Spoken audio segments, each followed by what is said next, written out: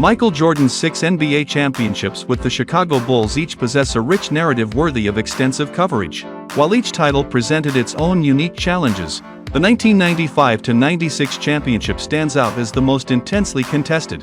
That final series saw Jordan post his least efficient individual finals performance statistically. The entire series was so physically brutal that it was jokingly said shooters couldn't even see the basket, a testament to the ferocious defensive intensity. Today, we take an in-depth look back at the epic 1996 NBA Finals battle between the Bulls and the Seattle Supersonics. The story begins in 1995. In March of that year, Jordan returned from his baseball hiatus. However, the returning Jordan wore number 45 and seemed to have lost his invincible aura. He was no longer the omnipotent deity on the court. In the 1994-95 Eastern Conference semifinals, his Bulls lost 4-2 to the Orlando Magic. In Game 1 of that series, Jordan committed a crucial turnover in the final moments, with Magic guard Nick Anderson stripping the ball away. The image of Jordan falling to the court left fans worldwide sighing in disappointment. After the game, Anderson boasted, "Number 45 Jordan isn't the same as number 23 Jordan. Number 23 could just blow by you, but number 45 doesn't seem to have the same lift." However, few noticed that Jordan erupted for 38 and 40 points in games 2 and 3 respectively.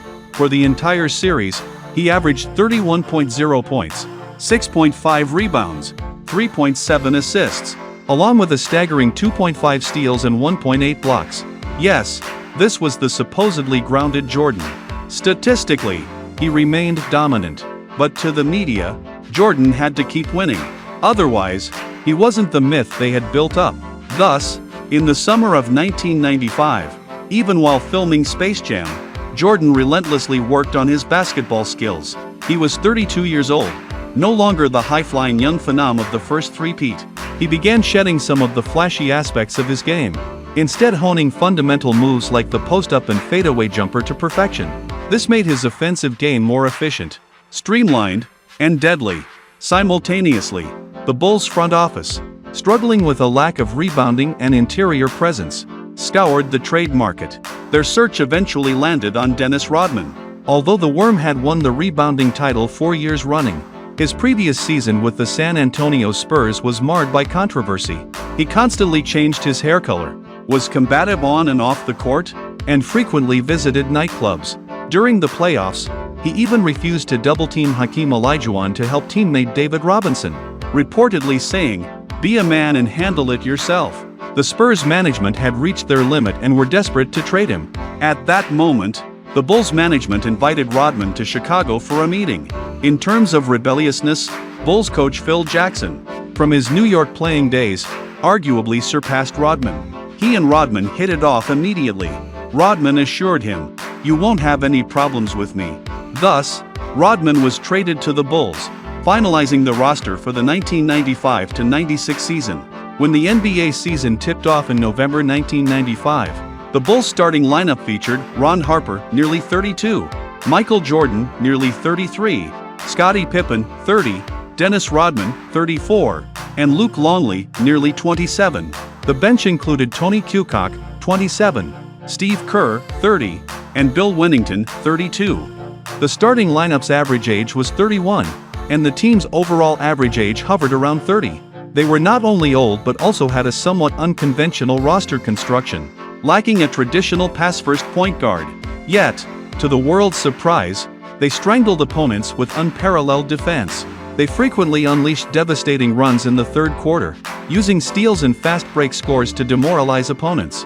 Rodman, with his multicolored hair and extensive tattoos, was already a figure of fascination, fear, and respect. His constant trash-talking added a psychological dimension that tormented opponents.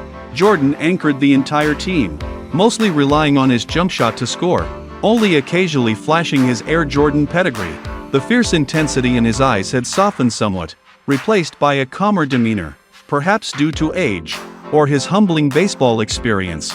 He began to understand the average player's struggles, realizing not everyone could be as exceptional as he was. Thus, Jordan emphasized more off-ball movement and passing, willingly deferring at times and reserving his takeover prowess for crucial moments in the fourth quarter.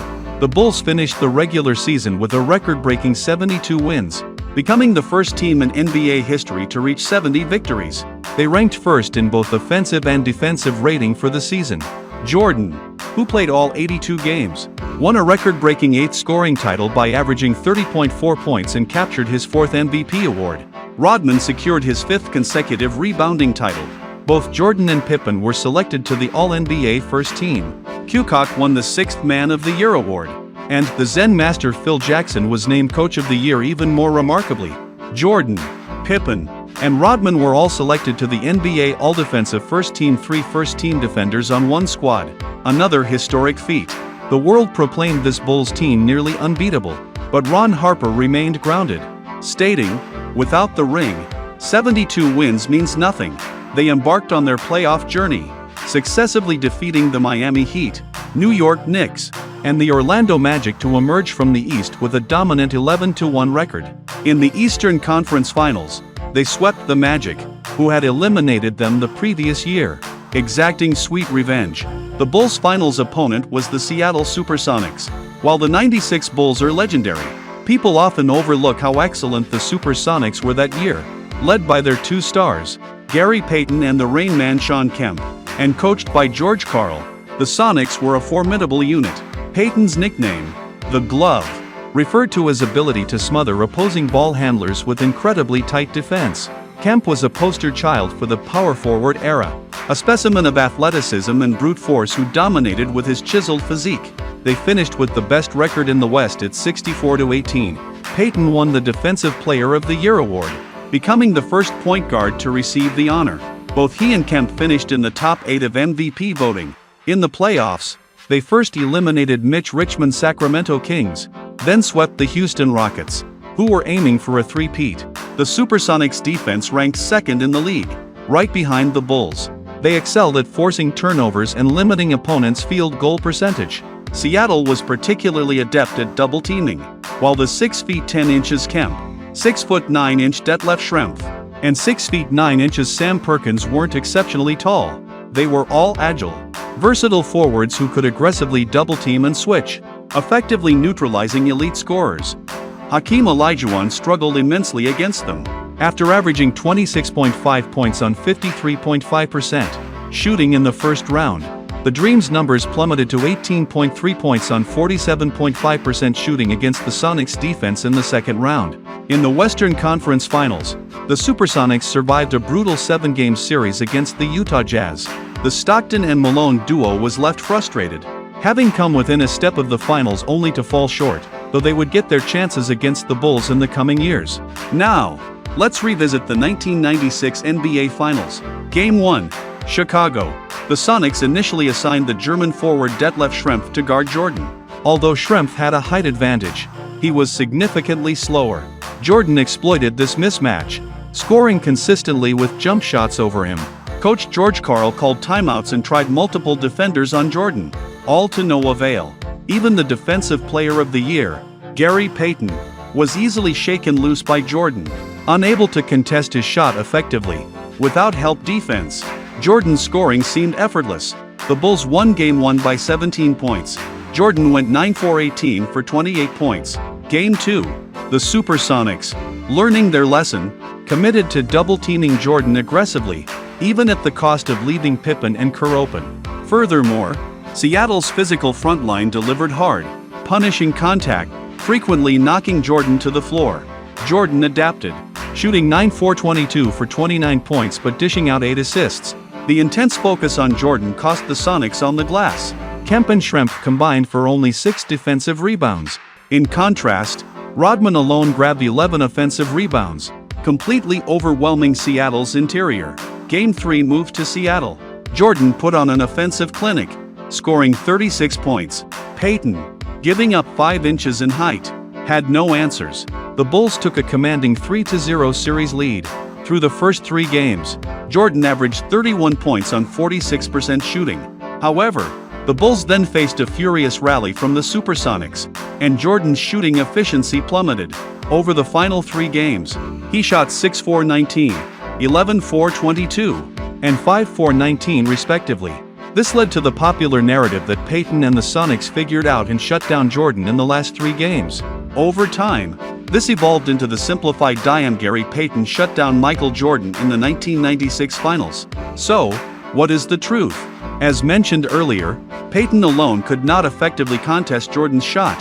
However, as a master trash talker, whenever he guarded Jordan, he would use his lower body to establish position, constantly hand-check and push, and relentlessly talk trash, doing everything possible to make Jordan uncomfortable.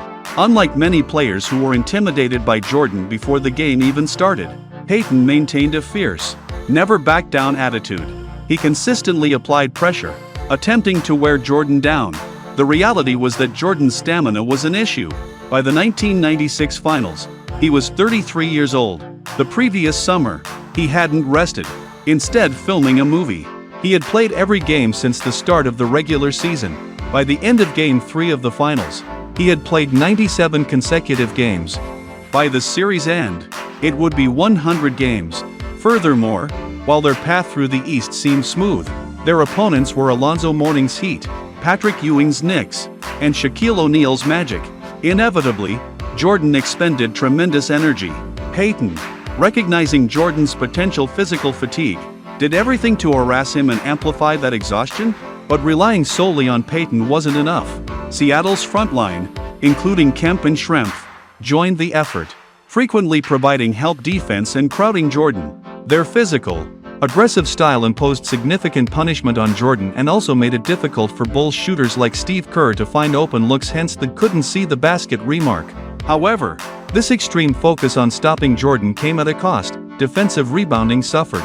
Consequently, in the final 3 games, the Bulls grabbed 15, 15, and a staggering 24 offensive rebounds respectively. The Worm capitalized on the chaos.